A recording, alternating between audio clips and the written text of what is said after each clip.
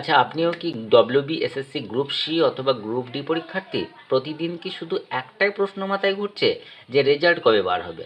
তাহলে আজকের ভিডিওটি শেষ পর্যন্ত অবশ্যই দেখুন, কারণ আজ আমরা জানব কেন এখনও রেজাল্ট প্রকাশে দেরি হচ্ছে বা প্রকাশিত হচ্ছে না, কবে ফল প্রকাশ হতে পারে এবং রেজাল্ট বেরোলেই আপনাদেরকে কি করতে হবে। প্রথমেই আপনাদের মনে করিয়ে দিই, গ্রুপ সি পরীক্ষা অনুষ্ঠিত হয়েছিল 1 মার্চ এবং গ্রুপ ডি পরীক্ষা হয়েছিল 8 মার্চ। পরীক্ষা শেষ হওয়ার পর থেকেই লক্ষ লক্ষ পরীক্ষার্থী ফলাফলের অপেক্ষায় রয়েছেন।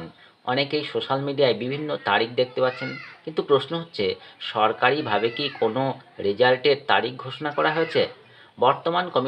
বর্তমানে কমিশনের তরফে এখনও পর্যন্ত কোনো নির্দিষ্ট তারিখ ঘোষণা করা হয়নি। তবে বিভিন্ন প্রশাসনিক সূত্র এবং চলমান পরিস্থিতি অনুযায়ী বোঝা যায় যে জুন মাসের শেষ সপ্তাহ অথবা জুলাই মাসের প্রথম সপ্তাহে ফল প্রকাশের সম্ভাবনা রয়েছে।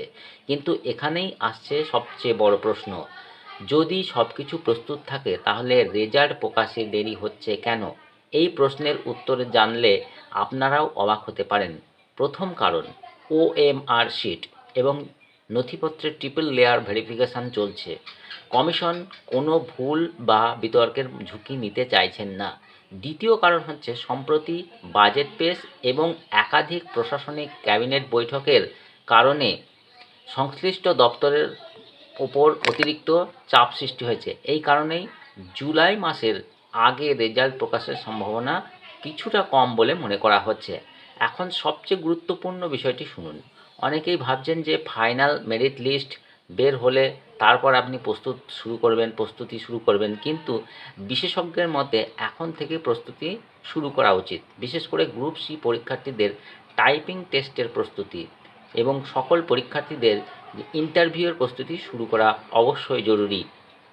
কারণ কাট অফ মার্ক নম্বর অতিক্রম করা প্রার্থীরাই পরবর্তী ধাপের জন্য প্রার্থীদেরকে ডাকা হবে। আপনার কি মনে হয়, রেজাল্ট জুনের শেষে বার হবে নাকি জুলাইয়ের প্রথম সপ্তাহে? আপনার মতামত অবশ্যই কমেন্টে জানাবেন এবং ডব্লিউবিএসএসসি গ্রুপ সি এবং গ্রুপ ডি সংক্রান্ত সমস্ত নির্ভরযোগ্য আপডেট সবার আগে পেতে আমাদের চ্যানেলটি অবশ্যই সাবস্ক্রাইব করে পাশে থাকা বেল আইকনটি অন করে রাখুন।